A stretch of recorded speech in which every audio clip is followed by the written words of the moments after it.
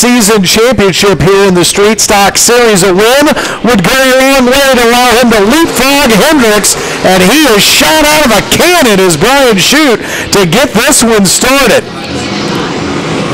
Welshmeyer and the 27 of Bobby Barnett fan out behind him. Hendrix and the 22 of Tim Petty back and forth in fifth. They line up on the inside and try to run down your race leader. It's 3 across as they go into turn number 2. Now 4 on the exit of turn 2. But the 51 of Lebanon, Missouri's Bryant Shoot pulls away. Well, somebody had to give, and that was not going to be Hendrix, as he was on the inside of that three-way battle, and he stays in the accelerator, and just like that, he's up to second. The Cousins are 1 and 2 as they exit turn 2. Barnett falling back. Welshmeyer trying to take third place away from him. Shoot rides the bottom of the racetrack. Hendrix, the Buckhorn bullet around the top, and Shoot will lead him around again. 3 laps into our 25-lap feature. Less than 2/10 of a second between first and second as the 54 tries to pull up alongside a race leader, and the 51 drops the hammer. Hendrix door-to-door with Shoot down the front stretch. 4 laps in now, and they'll tangle through turn 1 and 2. Hendrix to the bottom of the track, and he will run away and grab the lead away from Shoot for the first time so far in this feature. Here in Wheatland. Hendrix rolls around the top of the track. Shoot at the bottom. And they'll stay 1 and 2 down the back stretch. A 3-car battle for third now between Dwayne Applegate Jr., Ted Welshmeyer, and the 22 of Tim Petty. Applegate and Petty actually got hooked up over in 3 and 4.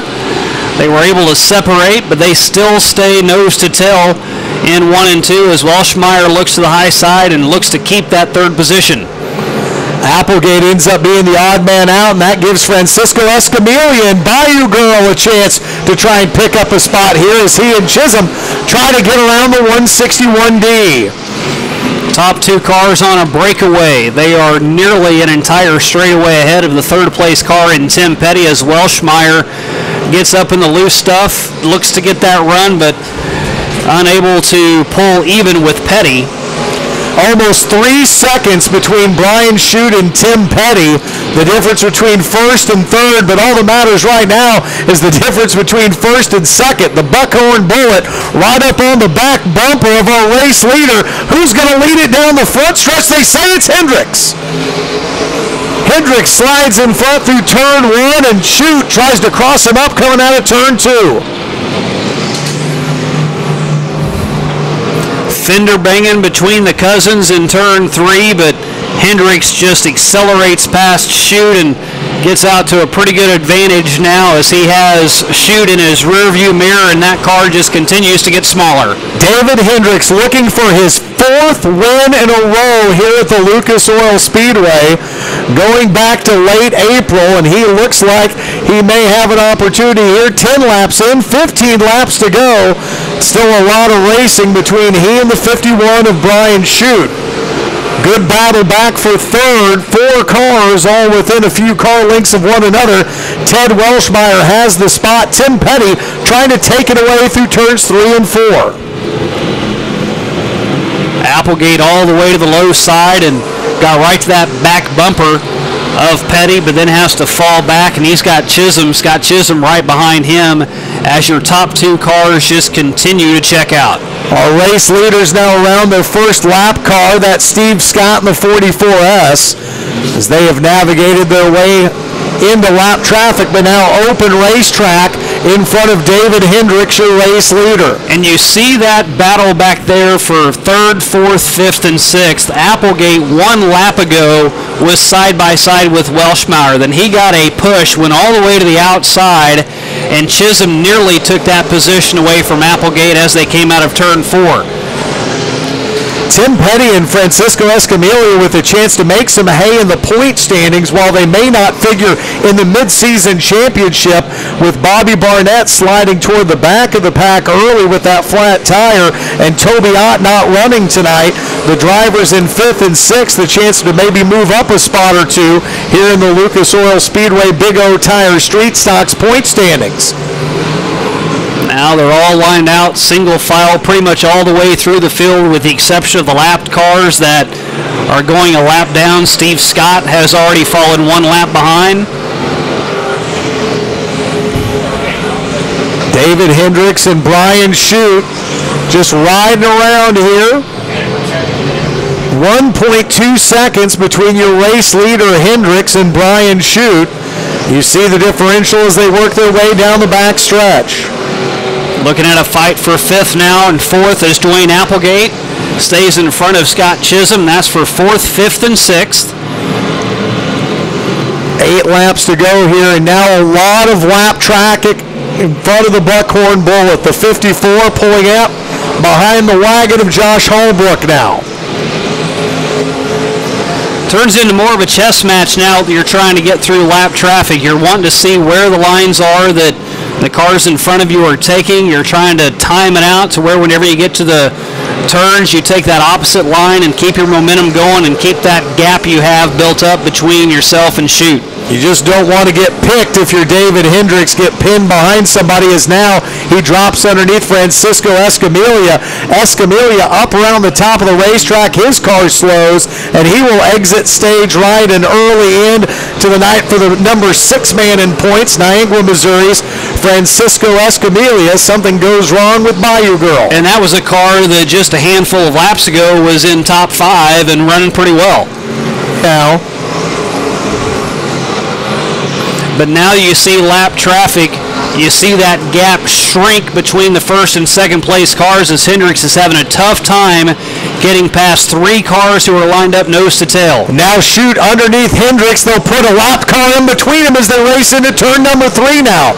2 more cars right in front of him. Shute has to find an open line, and he'll slide up behind Hendrix at the flag stand. You know, Hendrix is hoping this was a 20-lap feature like normal. 20 laps, he gets the win. Now he's got a battle on his hands. 3 laps to go here. Hendrix and Shute trying to wind their way through traffic. Like trying to pick a good line when you're out running on I-44 on a Friday night. Hendrix 1, Shute 2, all the way back to a huge gap, almost a half a track back to the 3rd place car. That's Ted Welshmeyer in the 21W. White flag in the air now for David Hendrix. He's got an 18-point lead over Brian Shute in the point standings, and if he comes home here with the win, it'll be 4 in a row and a mid-season points championship, and that's exactly what we have for the Buckhorn Bullet.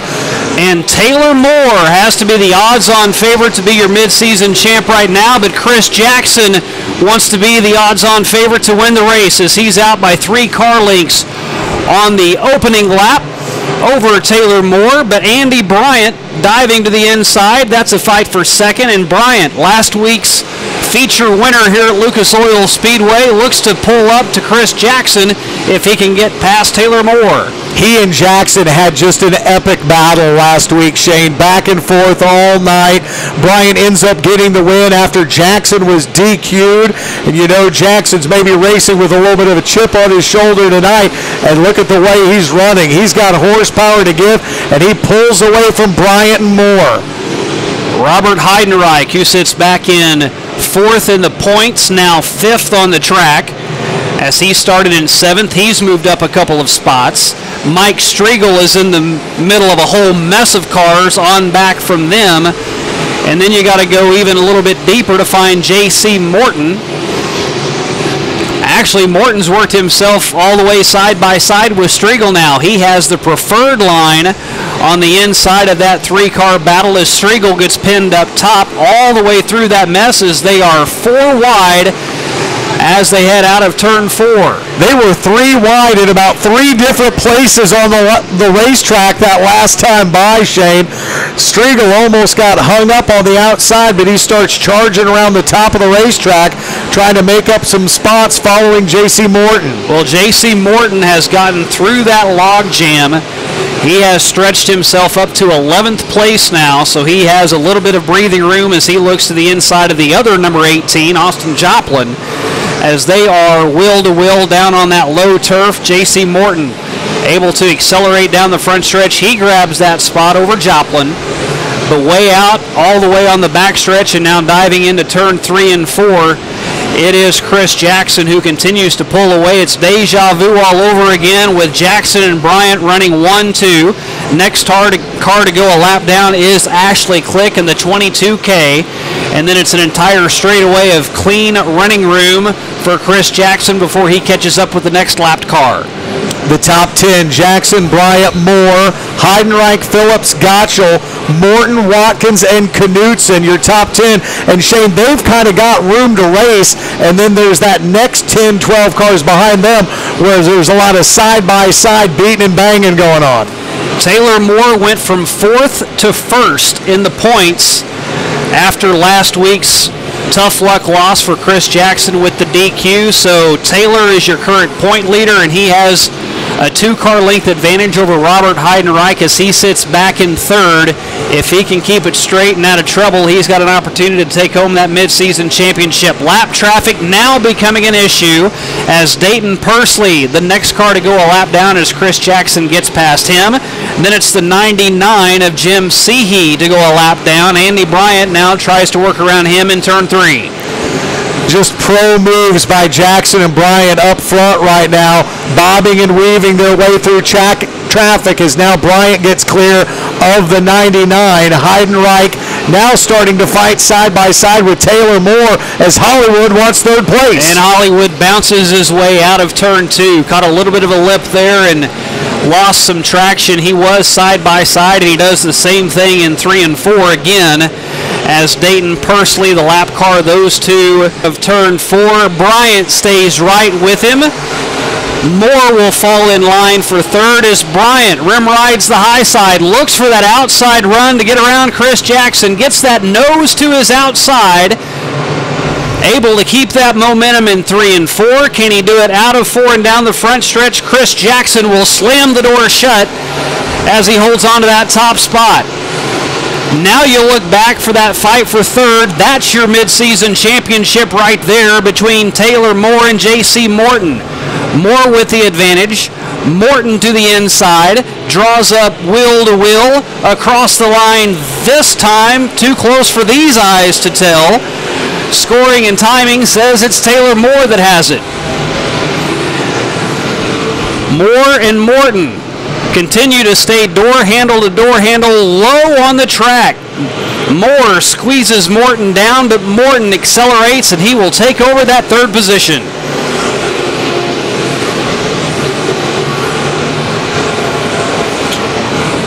Andy Bryant now has cut that differential between he and Chris Jackson down to less than half of a second. Gets another good run off of turn 4 here, but the lead starting to grow as they work their way through 1 and 2. Bryant running that high line still hasn't been to his benefit as of yet. 5 laps to go. As a 3-car advantage for Chris Jackson, then it's Morton back in 3rd, Taylor Moore in 4th. Heidenreich securely in 5th, but Eric Turner right behind him in the 317. What a good run he's had as he's in 6th. And then you've got Tim Phillips back in 7th. And then don't look too quickly, but that 17 continues to take a spot, a lap here, a lap there. Mike Striegel continuing to work his way up through the field as another car exits early here, 17 laps down. And that is Justin Pike off the track. Jackson and Bryant out in front.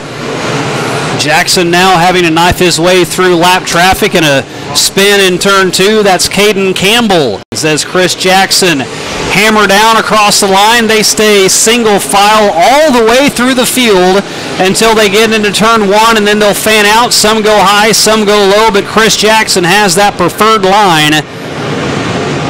Andy Bryant all the way up at the top, trying to find a little bit of tack and unable to do so. Still 3 car lengths behind Jackson. Then it's Morton. Now Taylor Moore on the high side. He'll look to get a run off of turn 2. Morton says nothing doing. As a good battle for the race lead between 1 and 2. The white flag is out, and a good battle for the midseason championship between the 3rd and 4th place cars. It's Bryant. It's Jackson. Down the backstretch, Bryant gets the run. Takes the lead on the last half a turn, but Jackson looks to fight to the inside. Off turn 4, it is Andy Bryant taking the checkered flags. 2 by 2 by 2 they go. Bruce Cordy will wave the green flag, and we get back to racing again. A second start to this 20-lap feature. Josh Poe fires out in front down the backstretch. He has his sights set on leading lap number 1. Caden Cornell carving up the track on the inside. He tries to slide around and take the number 2 spot as we get 1 lap in. Tough break for Larry Ferris. He is in turn 4. He got sideways coming through turn 3. Cornell to the outside. Aaron Poe to the inside as the green flag flies. We get back to late model racing. Poe and Poe door to door through turn 2. Cornell on the outside now as Aaron Poe and Caden Cornell fall behind Josh Poe. They try to split him though here on turn 4. Cornell gets in the gas and comes around, and he leads lap number 2. But we've got the 6 spinning back behind everything. That's Bob Cummings. He gets it down on the tracks, turned around, and now the 99 is pointed the wrong way in turn 2.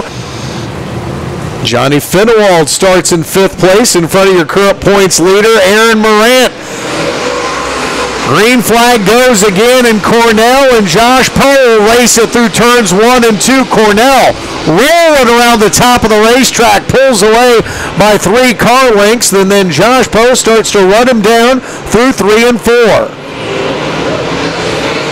Cornell looked good in his heat race. He won his heat race. Your 2 heat race winners were Aaron Morant and Caden Cornell. Looking for a race win here tonight. Green flag says go again, and they'll do just that. Cornell around the top of the track, Josh Poe to the bottom, followed by Aaron Poe. Hodges gets a little loose coming out of 2, and that opens the door for the flash. Johnny Finnewald. They bump in turn number 4. As Cornell leads him around for lap number 4. Hodges just got side-swiped by Finnewald, and Finnewald wisely got back in line, but then Hodges loses ground himself and gives that spot away. Caden Cornell liking the track up around the top. So he rolls it around up just shy of the cushion. Comes firing off of turn number 2. He, Josh Poe, Aaron Poe, and Johnny Finnewald all almost equidistant from one another, back 1, 2, 3, and 4. And Morant just continues to lose ground. He has fallen all the way back to 8th now. We told you Jason Sivils made a stop in the hot pit. Now he's going back to the pits. The 0X makes a right turn and leaves. Caden Cornell leads him around now as he comes off of turn number 4. Cornell, a 1.3 second advantage over the 4 of Josh Poe. Now a few cars are off the track after some breaks and some crashes. A little bit more room to race for the remainder. And Cornell out to a good lead over Poe now. He's extended it to almost a second and a half. First lap car to deal with is Bob Cummings in the 6. Cummings stays in the middle of the track, and if he does that on the front stretch, Cornell will have an easy time getting around him in 1 and 2, and he does.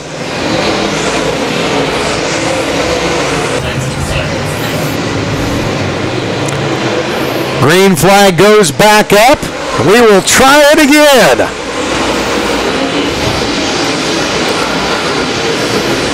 Cornell has been hooked up around the top of the track all night. Gets a good start here, but Josh Poe trying to reel him in. Cuts down the difference between he and our race leader. Johnny Finwald flashes in front of Aaron Poe to take away the third spot.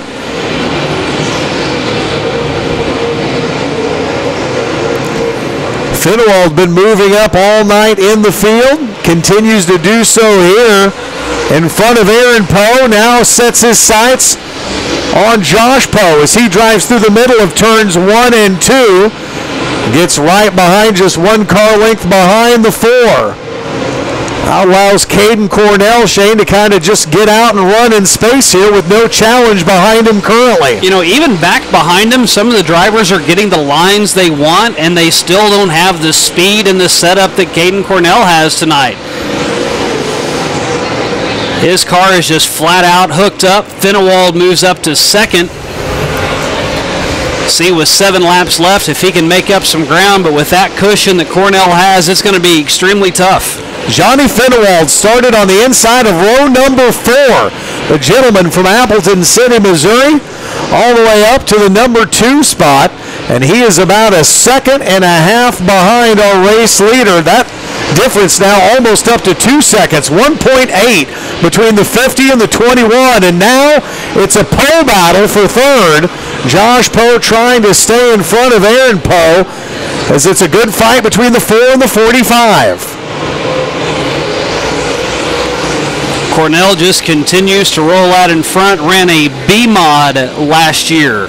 So makes the jump from a B mod up to a late model, had 2 top 10s this season so far, and with 4 laps left is in search of his first late model victory. Caden Cornell ran all 3 nights of the 26th annual Lucas Oil Show Me 100. And each night I would go out and ask him how things are going. He would say he's learning something new every night. He may have to learn how to win on a restart here if the 17 can't get off the track. Damage to Jessen's car, but he keeps it pushing forward, and he will make his way off the track. Caden Cornell back to the tower here. 2 laps to go. That white 5.0 has been bad fast in the heat race.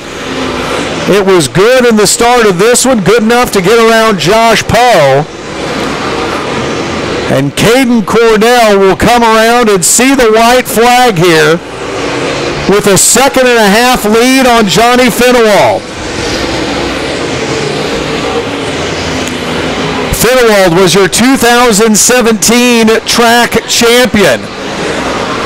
But right now, it is all about the 50.